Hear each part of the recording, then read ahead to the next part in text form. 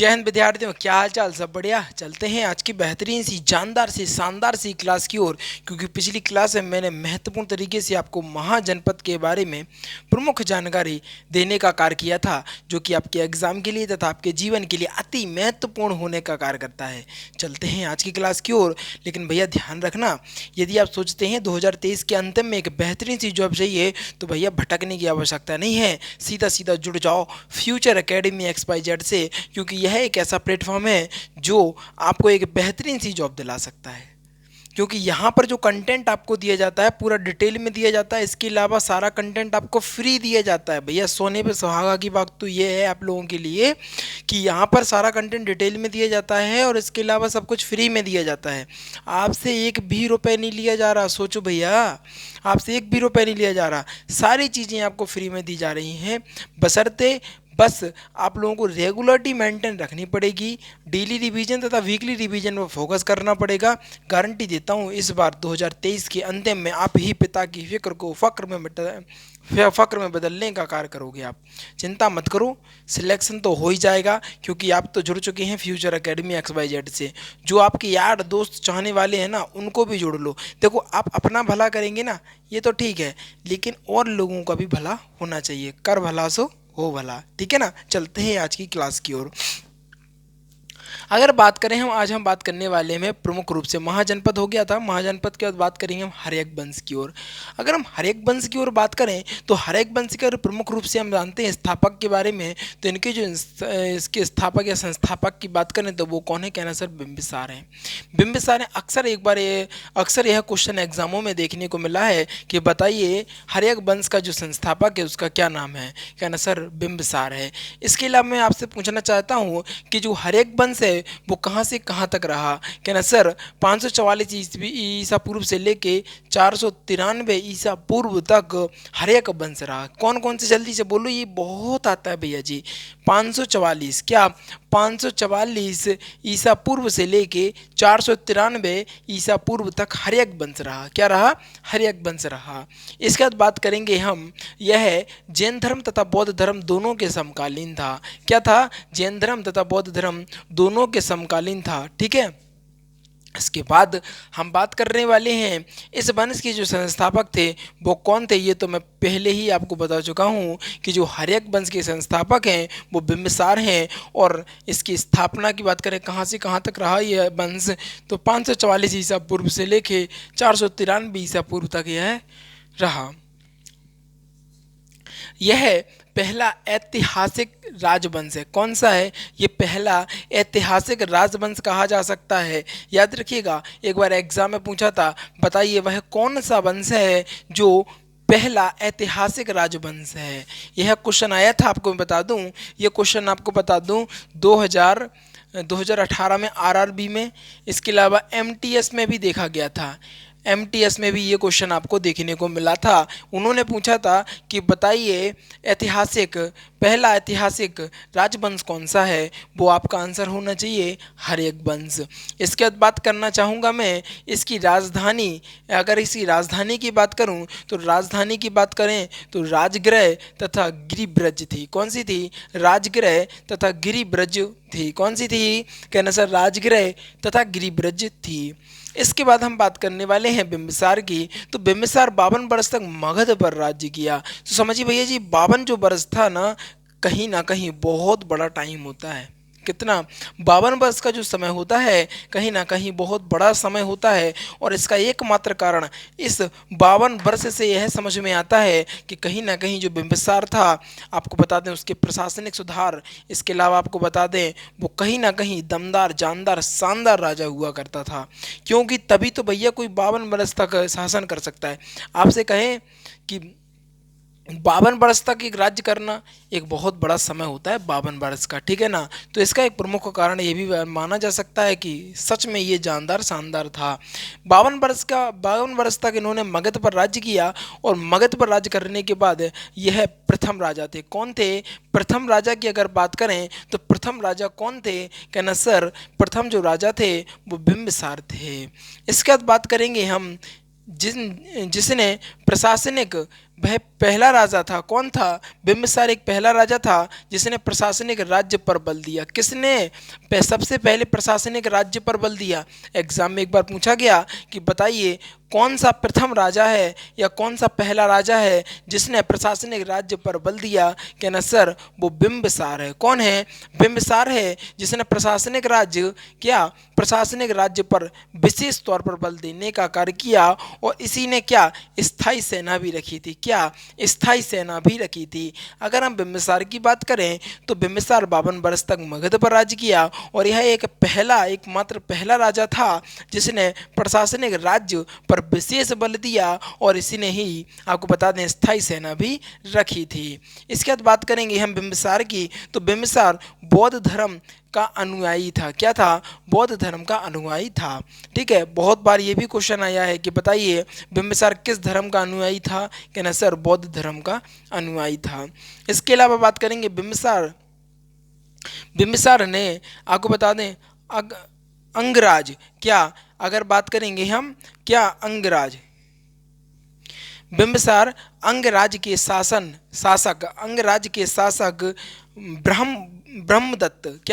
ब्रह्मदत्त बिंबिसार ने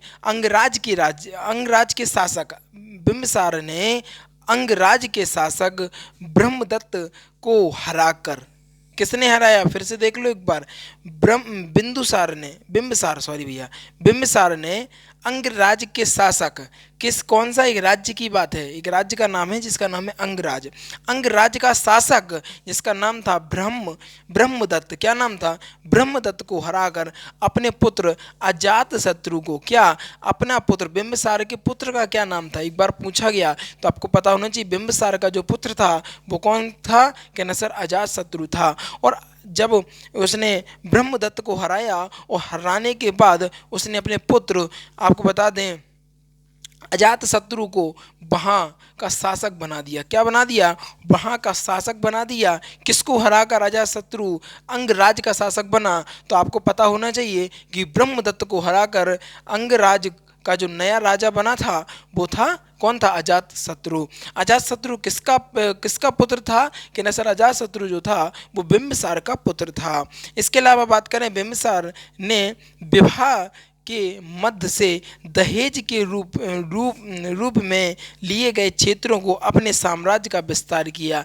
यानी इसने क्या किया? विवाह कर करके अपने राज्य का विस्तार किया। अपने साम्राज्य का विस्तार किया। किसका विस्तार किया? कहना सर अपने साम्राज्य का विस्तार किया। पहले क्या होता था विद्यार्थियों में आपको बताना चाहूँगा कि पहले क्या होता था कि एक व्यक्ति बहुत ज़्यादा लड़कियों से शादी कर सकता था और ये कहीं ना कहीं एक राज्य विस्तार की नीति कही जाती थी और दहेज में किसी न किसी राज्य को ले लिया जाता था। उन्होंने कहा नहीं हम काशी तुम्हें देते हैं, इलाहाबाद तुम्हारा हुआ। इस प्रकार दहेज में आपको बता दें दहेज में राजाओं को या रियासतों को दी जाती थी या राज्यों को दिया जाता था, ऐसा हुआ करता था। तो बिंबिसार ने क्या किया? बिंबिसार ने भी विवाह के मध्य दहेज के समकालीन होकर दहेज के रूप में अपने साम्राज्य का विस्तार किया।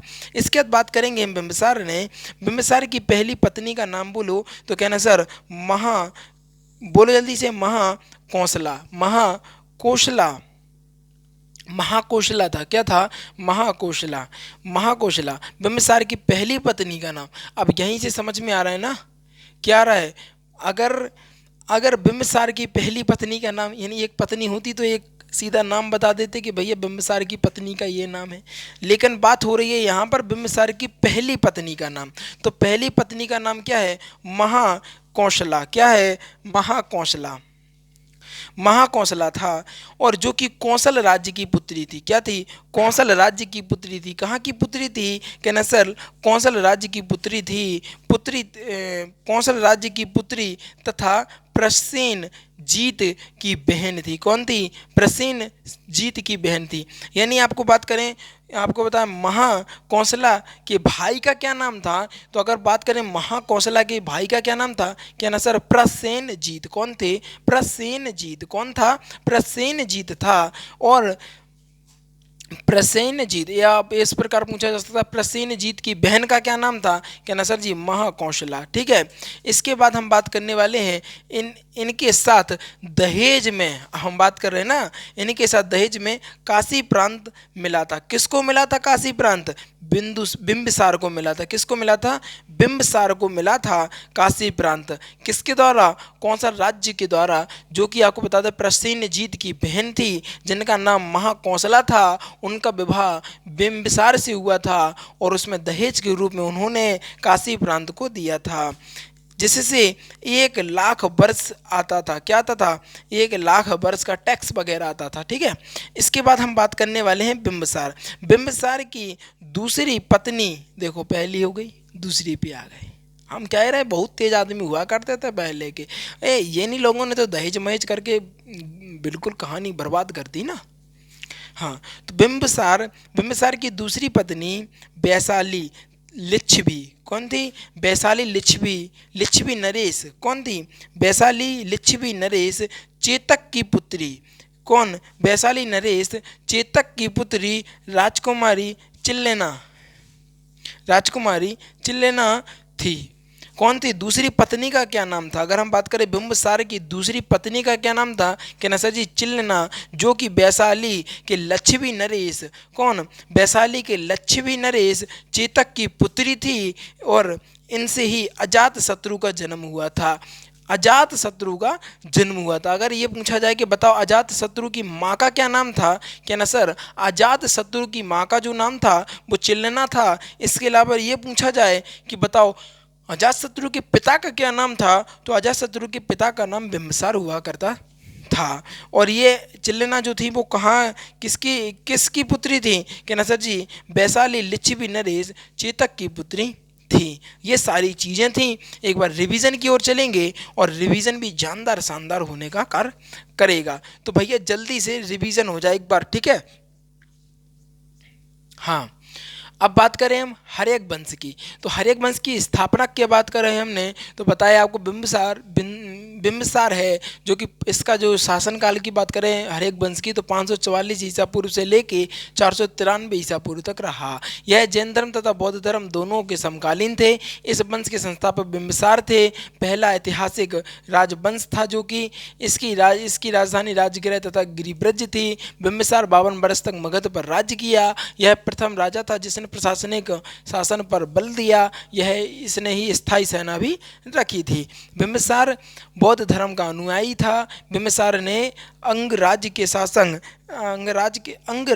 शासक ब्रह्मदत्त को हराकर अपने पुत्र राजा शत्रु को वहां पर शासन करवाया, शासन पर बिठा दिया। इसके बाद बात करिए हमने बिंबिसार के विवाह के मध्य में दहेज के रूप में इन्होंने अपने राज्य का विस्तार किया। बिंबिसार की पहली पत्नी का नाम महाकौशला था, जो कि कौशल राज्य की पुत्री थी। और इनके भाई का नाम अगर बात करें तो प्रसेनजीत था। इनके भाई का क्या नाम था? कहना सर इनके भाई का नाम प्रसेनजीत था। ठीक है, ये इन्होंने दहेज में क्या दिया था? कहना सर इन्होंने दहेज में काशी प्रांत को दिया था। वहाँ से लगभग 1 लाख वर्ष का टैक्स वगैरह आप कह सकते हैं। अगर बात करें बिंबिसार की दूसरी पत्नी, तो दूसरी पत्नी वैशाली लक्ष्मी नरेश चेतक की पुत्री राजकुमारी चिल्लना था और इन्हीं से ही आपको बता दें अजात शत्रु का जन्म हुआ था। ठीक है, और ये रही आज की जानदार शानदार सी कहानी। और कैसी लगी आपको बताइएगा जरूर। और कल हम प्रमुख रूप से जानने वाले हैं बिंबिसार की और पत्नियों के बारे में। अभी तो 2 ही पत्नियां हमने आपको बताई है ना, अभी और जानेंगे। चिंता मत करो, मैं बता रहा हूँ जब तक खत्म नहीं होंगी चीज़ें तब तक चलेंगी। चाहे वीडियो बढ़ जाए मुझे उससे कोई फ़र्क नहीं पड़ता। विद्यार्थियों सारी चीज़ें आपको डिटेल में दी जा रही हैं, कंटेंट में कमी नहीं है, बशर्ते आपके सपोर्ट में कमी लगती है। भैया आप लोग सपोर्ट करिए, मैं बता रहा हूँ बेस्ट टीम बेस्ट मटेरियल आपको देखने को मिलता है। अरे भैया आपको एक बात बताओ, हमें कौन पढ़ाएगा सारी चीज़ें फ्री में? आपको बता दें स्टैटिक जीके के सर कितने जानदार शानदार हैं। इसके अलावा फिजिक्स के सर देखो आप बहुत बेहतरीन पढ़ाते हैं। बशर्ते क्या उनका भी थोड़ा सा बहुत ज़्यादा उनकी तबीयत बहुत ख़राब है भैया, इस चक्कर में उनकी क्लासें नहीं हो रही हैं। बशर्ते जब उनकी कंटिन्यूटी देखेंगे ना, आप लोग देखते रह जाएंगे। आपको बता दें हम बहुत ज़्यादा उनकी ज़्यादा ही हालत सीरियस है, इस कारण उनकी क्लासें नहीं आ पा रही हैं और उसके लिए हम क्षमा भी चाहते हैं आप लोगों से। बशर्ते वो जल्द अपनी आएंगे फील्ड में और बस धुआं कर देंगे। ध्यान रखिएगा, चिंता मत करो, सिलेबस नहीं छूटेगा, आपको कोई दिक्कत नहीं होगी, इस बात की गारंटी मैं फ्यूचर एकेडमी से देता हूँ। चिंता मत करो। और सिलेक्शन चाहिए तो भैया जुड़ जाओ फ्यूचर एकेडमी XY जेड से। इसी के साथ वीडियो को समाप्त करना चाहूँगा। ध्यान रखिएगा, डेली रिवीजन तथा वीकली रिवीजन पर विशेष फोकस करना है। वीडियो समाप्त करते हैं। जो विद्यार्थी नए हैं वो जल्दी से वीडियो को लाइक कर देंगे, चैनल को सब्सक्राइब कर लेंगे और शेयर करके आएंगे अपने यार दोस्तों और चाहने वालों के साथ, क्योंकि आज की जो वीडियो थी कहीं ना कहीं बेहतरीन, गजब और लाजवाब होने का कार्य कर रही थी। इन्हीं चंद शब्दों के साथ विदा लेना चाहूँगा। जीवन में आनंदित रहिएगा और आगे बढ़ते रहिएगा। Thanks for watching. और इसका स्क्रीनशॉट ले लीजिएगा, महत्वपूर्ण तरीके से इसका स्क्रीनशॉट लो।